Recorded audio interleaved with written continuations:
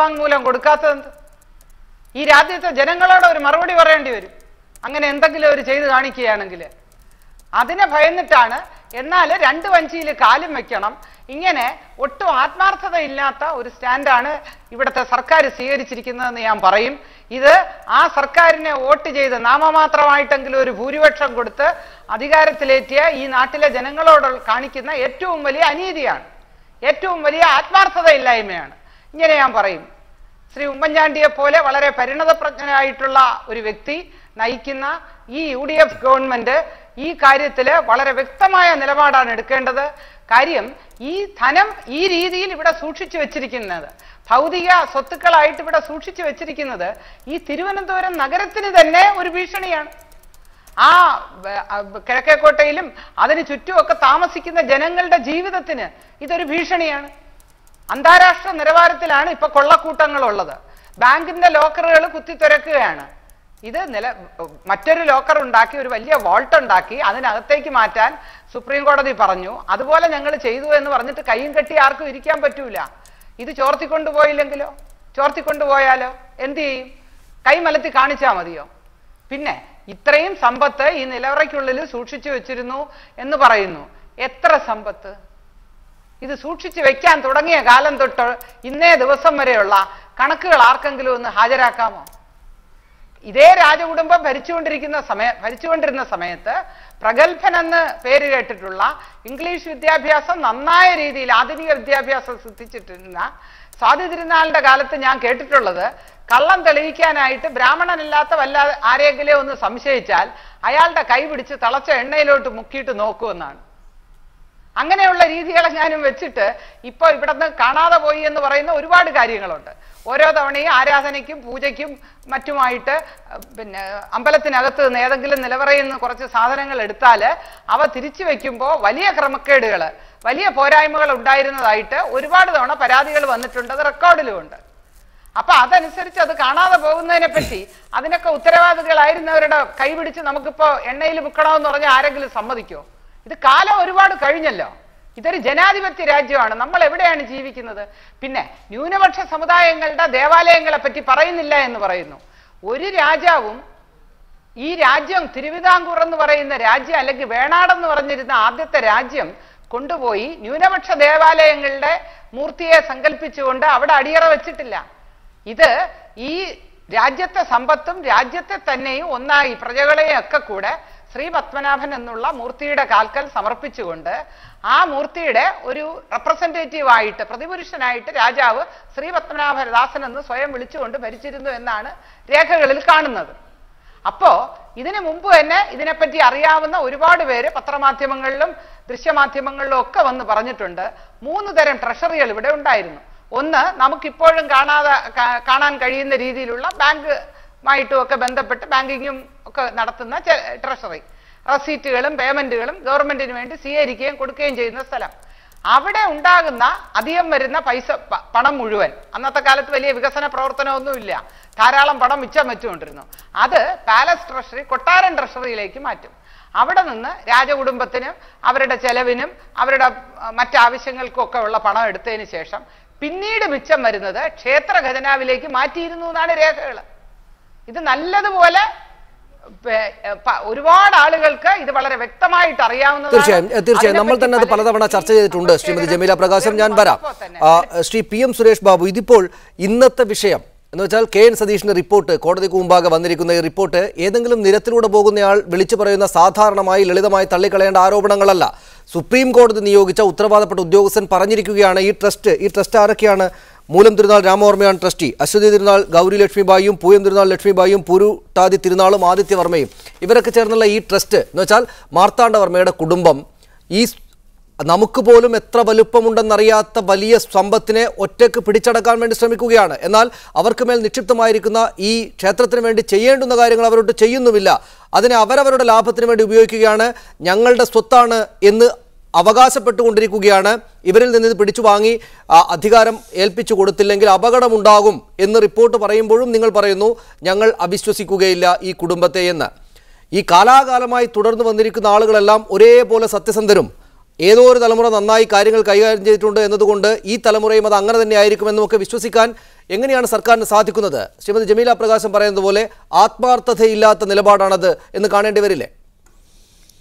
ജമീല പ്രകാശത്തിൻ്റെ പരാമർശത്തോട് ഒരു തരത്തിലും എനിക്ക് യോജിപ്പില്ല.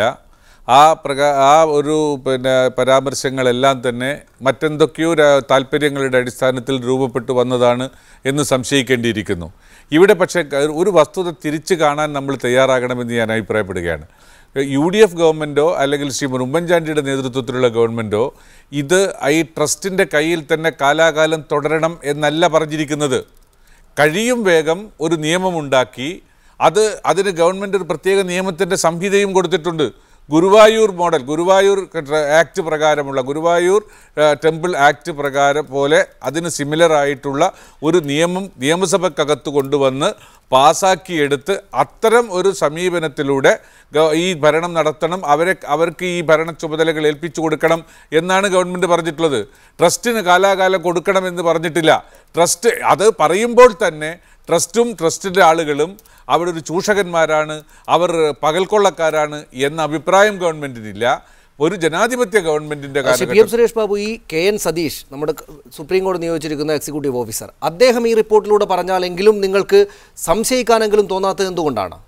അല്ല, അങ്ങനെ ഒരു ഉദ്യോഗസ്ഥൻ പറയുന്നത് പൂർണ്ണമായും അതേ അർത്ഥത്തിൽ രൂപത്തിലും എടുത്തുകൊള്ളണമെന്ന് ആർക്കെങ്കിലും വാശി പിടിക്കാൻ കഴിയുമോ? പഴയ കാലങ്ങളിലെ പ്രീസിഡൻസ് ആൻഡ് ആൻറ്റിസിഡൻസ് ഒക്കെ നമ്മൾ നോക്കുകയല്ലേ. അങ്ങനെ നോക്കുന്ന സമയത്ത് പെട്ടെന്നൊരു തീരുമാനത്തിന് ശ്രീ ഗോപാലകൃഷ്ണ വക്കീൽ പറഞ്ഞല്ലോ, ഏതെങ്കിലും തരത്തിലൊക്കെ ശമ്പള കുടിശ്ശികയുണ്ടെങ്കിൽ കൊടുക്കാനുള്ള നടപടി എടുക്കണം, കിട്ടാത്ത ആളുകൾക്ക് കിട്ടാനുള്ള നടപടികളിലേക്ക് പോകണം. അതിനൊരാൾ കള്ളനാണ്, ഒരു കൊള്ളക്കാരാണ് എന്നൊക്കെ പറയാൻ തുടങ്ങിയാൽ നമ്മുടെ സമൂഹത്തിൽ ജീവിക്കാൻ നമുക്ക് കഴിയുമോ? തീർച്ചയായും. ശ്രീ ഗോപാലകൃഷ്ണൻ, താങ്കൾ നേരത്തെ അമിക്കസ് ക്യൂറിയെ സംബന്ധിച്ച് പറഞ്ഞു തുടങ്ങിയിടത്ത് വെച്ചാണ് ഞാൻ ഇടപെട്ടത്. അവിടെ വെച്ച് തന്നെ തുടങ്ങാം. നമ്മുടെ മുന്നിലുള്ള രണ്ട് വസ്തുതകൾ, ഒന്നിതാണ് ഈ KN സതീഷിന്റെ റിപ്പോർട്ടാണ്. അതിൽ ഈ കുടുംബം നല്ല രീതിയിലല്ല കാര്യങ്ങളെ കാണുന്നത് എന്ന് ആവർത്തിച്ച് അദ്ദേഹം പറയുന്നുണ്ട്. 16 പോയിന്റുകളിലായി അദ്ദേഹം അതിനുള്ള കാരണങ്ങൾ വിശദീകരിക്കുന്നുണ്ട്. രണ്ടാമത്തേത്, ഇന്നലെ അമിക്കസ് ക്യൂറിയെ സംബന്ധിച്ച് താങ്കളടക്കമുള്ളവർ ഉന്നയിച്ച അതേ ആരോപണങ്ങൾ വന്ന് കോടതിക്ക് മുമ്പാകെ പറഞ്ഞ ഈ കുടുംബത്തോട് കോടതി ചോദിച്ച കാര്യമാണ്. നിങ്ങൾക്ക് ക്ഷേത്രത്തെ നന്നാക്കലല്ലേ, ഈ അമിക്കസ് ക്യൂറിയെ മാറ്റലാണോ നിങ്ങളുടെ പ്രധാനപ്പെട്ട ആവശ്യം? എന്തുകൊണ്ടാണ് ഇതിൽ ഇത്രയേറെ വ്യഗ്രത കാണിക്കുന്നത് എന്നവർ ചോദിക്കുകയുണ്ടായി. സാമാന്യ ബുദ്ധി വെച്ച് ആലോചിച്ചാൽ ഇവർക്ക് എന്തൊക്കെയോ ഇക്കാര്യത്തിൽ കൂടുതൽ താല്പര്യങ്ങളുണ്ട് എന്ന് തോന്നലുണ്ടാകും.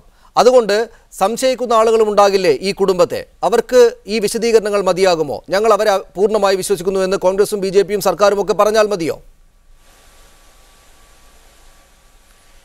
ആർക്കാരെ വേണേ സംശയിക്കാനുള്ള അവകാശമുണ്ട്.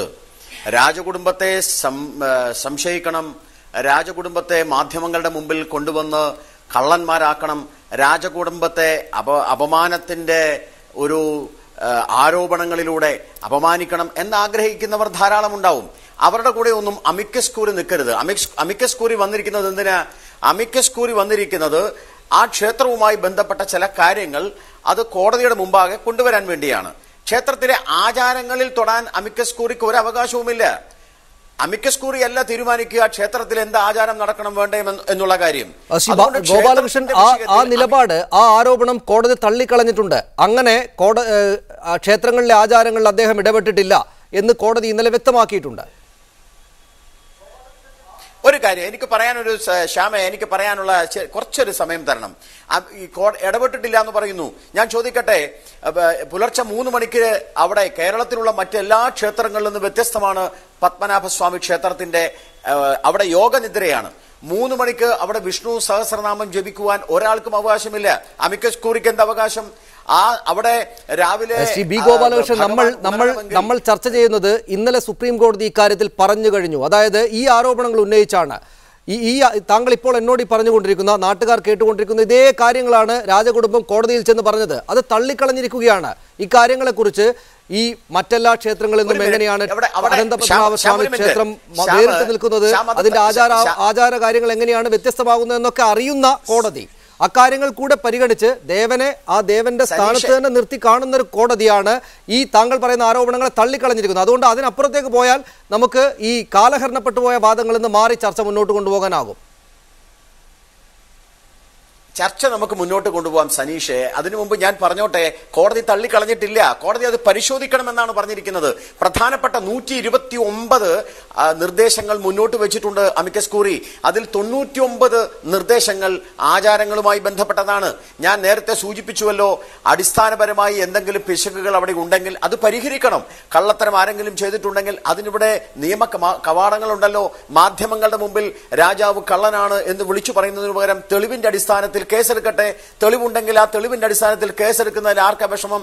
ഏത് രാജാവിന് എതിരായിട്ടും കേസെടുക്കട്ടെ, ഏത് രാജ കുടുംബത്തിനെതിരായിട്ടും കേസെടുക്കട്ടെ, ഏത് ട്രസ്റ്റിക്കെതിരായിട്ടും കേസെടുക്കട്ടെ. അതിലൊരു തെറ്റുമില്ല. ഇത് തെളിവുകളില്ല. അതുപോലെ യാതൊരു ആരോപണങ്ങൾ മാത്രം ഉന്നയിച്ച് അപമാനിക്കുക എന്നത് എനിക്ക് തോന്നുന്നു അമിക്കസ് ക്യൂറി ആരുടെയോ ബന്ധനത്തിലാണ് എന്നാണ് ഞാൻ മനസ്സിലാക്കുന്നത്. ആ ബന്ധനത്തിന്റെ അടിസ്ഥാനത്തിലാണ് അമിക്കസ് ക്യൂറി ഇങ്ങനെ സംസാരിക്കുന്നത്. മറ്റൊരു കാര്യം, നേരത്തെ ജമീല പ്രകാശൻ പറഞ്ഞ 3 കാര്യങ്ങൾ എനിക്ക് സൂചിപ്പിക്കാൻ സനീഷ് സമയം തരണം. ഒന്ന്, ജമീല പ്രകാശൻ തെറ്റുപറ്റിപ്പോയി. ഈ സർക്കാർ മാത്രമല്ല, ഇടതുപക്ഷ സർക്കാർ വളരെ കൃത്യമായിട്ട് പറഞ്ഞിട്ടുണ്ട്, രാജവംശത്തിനെതിരെ ഞങ്ങൾക്ക് യാതൊരു ആരോപണവുമില്ല, രാജവംശം ആ ക്ഷേത്രം നന്നായി കൊണ്ടുപോകുന്നു എന്ന് ഇടതുപക്ഷ സർക്കാർ കൊടുത്തിട്ടുണ്ട്. ഒരുപക്ഷെ ഇടതുപക്ഷ സർക്കാരാണ് ഹൈക്കോടതിയിൽ ആദ്യം കൊടുത്തത്. ജമീല പ്രകാശൻ ഒരുപക്ഷെ അറിയാതെ ആയിരിക്കും പറയുന്നത്. രണ്ടാമത്, ജമീല പ്രകാശൻ പറയുന്നത് ഈ സ്വത്ത് രാജാവ് ക്ഷേത്രത്തിൽ വെച്ചു എന്ന. ക്ഷേത്രത്തിന്റെ സ്വത്ത് അത് ക്ഷേത്രത്തിലെ വിശ്വാസികളുടെയും ക്ഷേത്രത്തിന്റെയും സ്വത്താണ്. ഒരു സ്വത്തും രാജാവും പ്രജകളും ഒരു സ്വത്തും ദൈവം നേരിട്ട് കൊണ്ടുവരുന്നില്ല. അതൊന്നുകിൽ രാജാവിന്റെ ആവാം, ഒന്നുകിൽ ജനങ്ങളുടേതാവാം. ഇവിടുത്തെ ന്യൂനപക്ഷ ദേവാലയങ്ങളിലെ സ്വത്തും ഇവിടുത്തെ ഹിന്ദു ദേവാലയങ്ങളിലെ സ്വത്തും ഇതെല്ലാം തന്നെ ഈ നാട്ടിലെ ജനങ്ങളുടെ സ്വത്താണ്. ഗോപാലകൃഷ്ണൻ, ഞാൻ അവിടെ ഒന്ന് ഇടപെട്ടുകൊണ്ട്, താങ്കൾക്ക് തുടരാവുന്ന സമയം ഞാൻ തരാം. ഒന്ന് ഇടപെട്ടുകൊണ്ട്, താങ്കൾ പറഞ്ഞു ക്ഷേത്രത്തിന്റെയും ക്ഷേത്രം എന്നത് ക്ഷേത്ര വിശ്വാസികളുടെ സ്വത്താണ് എന്നൊക്കെ. ഈ ക്ഷേത്രവിശ്വാസികൾ എന്ന് പറയുന്ന ആ ഒരു സമ്പർക്കത്തിൽ തന്നെ വലിയ തോതിലുള്ള മാറ്റമുണ്ടായിട്ടുണ്ടല്ലോ. ഒരു കാലത്ത് സവർണരായ ആളുകൾക്ക് മാത്രമേ അങ്ങോട്ട് പോകാവുന്ന സ്ഥിതി ഉണ്ടായിരുന്നെങ്കിൽ ഇപ്പോൾ വലിയ തോതിൽ വിശാലമായിട്ടുണ്ടത്. ദേശത്തിൻ്റെ അതിരുകൾ മാറിയിട്ടുണ്ട്. ഈ ജാതിമത വ്യത്യാസമില്ലാതെ, ജാതി വ്യത്യാസമില്ലാതെ അങ്ങോട്ട് ആളുകൾക്ക് പോകാവുന്ന അവസ്ഥയുണ്ട്. ഈ വിശ്വാസികൾ എന്ന് പറയുന്ന ആളുകളുടെ വലുപ്പം കൂടിയിട്ടുണ്ട്. പൊതുജനത്തിൻ്റെതാണ് സ്വത്ത് എന്ന് വന്നിരിക്കുന്നു. അങ്ങനെയാണെങ്കിൽ എങ്ങനെയാണ് ഈ ക്ഷേത്ര കുടുംബത്തിന്, ഈ രാജകുടുംബത്തിന് അന്നുണ്ടായിരുന്ന അതേ അവകാശങ്ങൾ അതിനേക്കാൾ കൂടിയ അളവിൽ വേണം എന്ന് ആവശ്യപ്പെടാൻ സാധിക്കുക എന്നതാണ് ഇതിനകത്തുള്ള കെ എൻ സതീഷിൻ്റെ റിപ്പോർട്ടിലെ പ്രധാനപ്പെട്ട ഒരു ചോദ്യം. അതായത്, നിങ്ങൾ അവകാശപ്പെടും പോലെ വിശ്വാസികളുടേതും പൊതുജന സാമാന്യത്തിൻ്റെതുമാണ് ക്ഷേത്രമെങ്കിൽ എങ്ങനെയാണ് ആ ക്ഷേത്രം സ്വന്തമാക്കാനുള്ള വ്യഗ്രത അവർക്കുണ്ടാകാൻ സാധ്യതയുള്ളത്? അങ്ങനെ ഉണ്ടാകാൻ പാടുണ്ടോ എന്നതാണ് പ്രധാനപ്പെട്ട ഒരു ചോദ്യം ഈ റിപ്പോർട്ട് ഉന്നയിക്കുന്നത്. അതുകൂടെ പരാമർശിച്ച് താങ്കൾക്ക് തുടരാൻ ബാക്കി.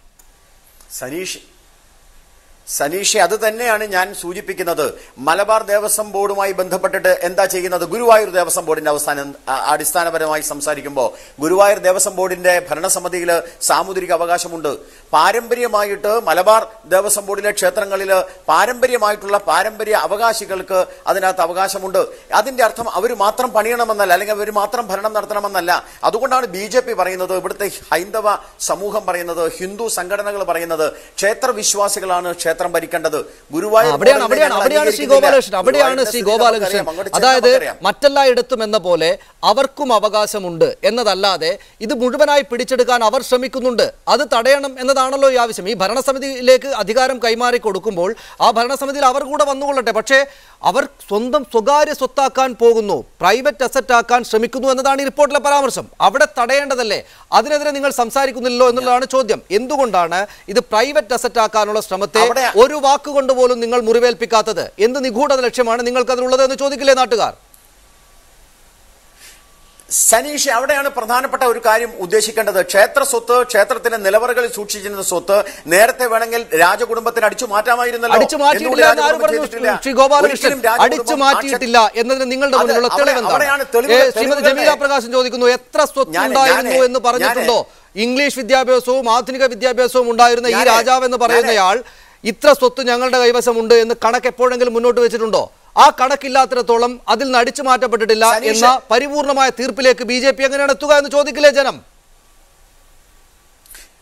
സനീഷ്, ഞാൻ തിരിച്ചു ചോദിക്കട്ടെ, നമ്മൾ എന്നാണ് ഈ സ്വത്തിനെ കുറിച്ച് അറിഞ്ഞത്? ഈ സ്വത്ത് അവിടെ ഉണ്ട് എന്നറിഞ്ഞത് ഈ അടുത്ത ദിവസമല്ലേ? അടുത്ത ദിവസം അന്വേഷിച്ചപ്പോഴല്ലേ?